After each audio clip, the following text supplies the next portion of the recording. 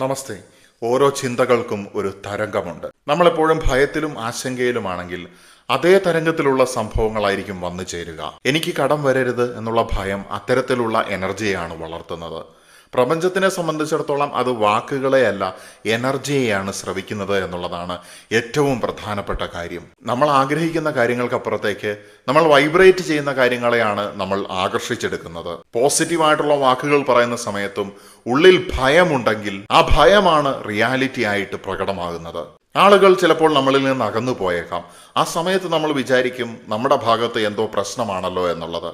പക്ഷെ യഥാർത്ഥത്തിൽ അവിടെ നടക്കുന്നത് നിങ്ങൾ അവരുടെ ഫ്രീക്വൻസിയെ ഓവർകം ചെയ്യുകയാണ്, ഔട്ട്ഗ്രോ ചെയ്യുകയാണ്. അതുകൊണ്ട് ചിലർ അകന്നു പോകുന്നത് നഷ്ടമല്ല, അവർക്ക് നിങ്ങളുടെ ഉയർന്ന ഫ്രീക്വൻസിയുമായിട്ട് ട്യൂൺ ചെയ്യാൻ സാധിക്കാത്ത അവസ്ഥയാണ്. നിങ്ങളെന്ന് പറയുന്ന വ്യക്തിയെ കണ്ടെയ്ൻ ചെയ്യാനായിട്ട് അവരുടെ റിസീവറിന് സാധിക്കുന്നില്ല എന്ന് നമുക്ക് പറയുവാനായിട്ട് സാധിക്കും. ഇത്തരത്തിലുള്ള എനർജി മിസ്മാച്ചുകളാണ് ജീവിതത്തിലെ അകലങ്ങളായിട്ട് പ്രവർത്തിക്കുന്നത്. സുഹൃത്തുക്കൾ, ബന്ധങ്ങൾ, പഴയ സ്ഥലം, ഇവയിലൊക്കെ താല്പര്യം നഷ്ടപ്പെടുന്നത് ട്രാൻസ്ഫോർമേഷന്റെ ഭാഗമാണ്. നാം മാറ്റപ്പെടുമ്പോൾ നമ്മുടെ ലോകവും മാറ്റപ്പെടുകയാണ്. അതേ സ്ഥലത്തെ അതേ ആളുകൾ പോലും നമ്മുടെ വൈബ്രേഷൻ മാറുന്ന സമയത്ത് പുതിയ ഒരു റിയാലിറ്റി ആയിട്ട് തോന്നും എന്നുള്ളതാണ്.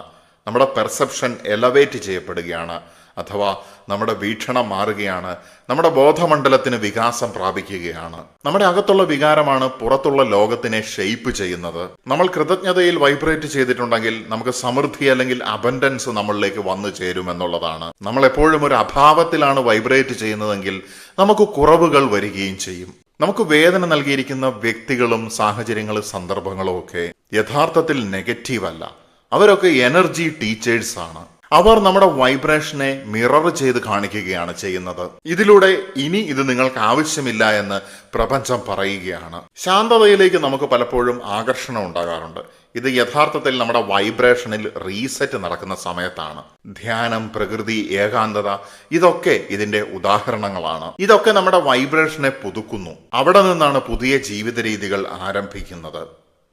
ജീവിതത്തിൽ മാറ്റം അല്ലെങ്കിൽ പരിവർത്തനം ഉണ്ടാകുന്നത്, ബോധമണ്ഡലത്തിന്റെ ഒരു ഷിഫ്റ്റ് അവിടെ നടക്കുന്നത്.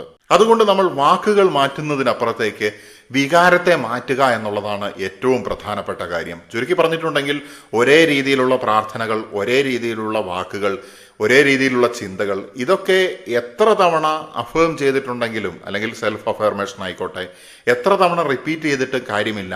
അതിനപ്പുറത്തേക്ക് ഇതിൻ്റെ പിന്നിലെ എനർജി, വൈബ്രേഷൻ, അല്ലെങ്കിൽ ഫീലിംഗ്, അല്ലെങ്കിൽ വികാരം മാറ്റുക എന്നുള്ളതാണ് ഏറ്റവും പ്രധാനപ്പെട്ട കാര്യം. അപ്പോൾ എനിക്ക് പണം വരണ്ട, എനിക്ക് സമൃദ്ധി വരണ്ട, എനിക്ക് സമാധാനം വേണ്ട, എനിക്ക് നന്മ വേണ്ട എന്നാണ് പറയുന്നതെങ്കിൽ പോലും നിങ്ങൾ ഏത് എനർജിയിലാണോ യഥാർത്ഥത്തിൽ വൈബ്രേറ്റ് ചെയ്യുന്നത് അതാണ് നമ്മളിലേക്ക് വന്നു ചേരുന്നത്.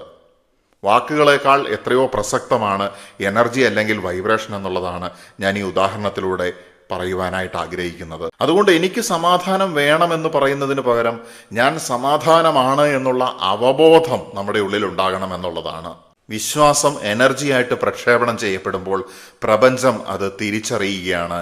അതിനുള്ള മറുപടി അല്ലെങ്കിൽ നമ്മുടെ ജീവിതത്തിൽ അതിനുള്ള റീ അറേഞ്ച്മെന്റ്സിനുള്ള അവസരം നൽകുകയാണ്. നമ്മുടെ വൈബ്രേഷൻ നമുക്ക് അനുയോജ്യമായിട്ടുള്ള ലോകം തന്നെയാണ് സൃഷ്ടിക്കുന്നത്. എനർജി മാറുന്ന സമയത്ത് ലോകം തന്നെ മറ്റൊരു രൂപം സ്വീകരിക്കുന്നു. തീർച്ചയായിട്ടും ഈ ഒരു സന്ദേശത്തിന്റെ അന്തസത്ത നമ്മൾ പങ്കിടുകയാണ്. നമസ്തേ.